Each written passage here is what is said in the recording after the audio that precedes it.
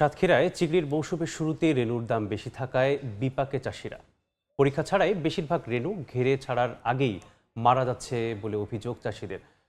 এরিয়ে বিস্তারিত জানাতে এই মুহূর্তে করিম সুপার মার্কেটে আছেন সহকর্মী মমতাজ আহমেদ বাপি। সরাসরি যুক্ত হব তার সাথে। আমি এখন আছি সাতক্ষীরার করিম সুপার মার্কেটে। এখানে এখন চিংড়ি রেণুর হাট বসেছে। চিংড়ি রেণু আসছে সেই সুদূর কক্সবাজার থেকে। সকাল থেকেই এখানে ঘের মালিকদের সমাগম ঘটেছে। এই ঘের মালিকরা বলছে আমাদেরকে যে তারা এই মাছ জীবাণুমুক্ত কিনা এটি তারা জানে না। তারা আল্লাহ ভরসা বলেই ঘিরে ছাড়ছে। জীবাণুমুক্ত মাছ নেওয়ার দাবি তাদের। তারা বারবার তাগিদ দিয়েছে, বারবার আবেদন করেছে সরকারের কাছে তারা এই জীবাণুমুক্ত পরীক্ষা করেই যেন ঘিরে ছাড়তে পারে। কিন্তু এই মৎস্য ঘেরে মাছ ছাড়ার পরে কিছু মাছ ছটফট করে মারা যায়, কিছু মাছ হয়তো বা বাঁচে, কিন্তু অনেক সময় তারা টেকে না। প্রতি বছরই তারা লোকসান গুনতে হয় বলে অভিযোগ ঘের মালিকদের।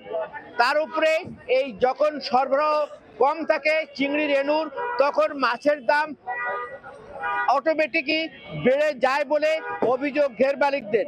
এই ঘের মালিকরা চায় যে সাতক্ষীরার যে মৎস্য অফিসার আছে সেই মৎস্য অফিসার বা মৎস্য অধিদপ্তরের তত্ত্বাবধানে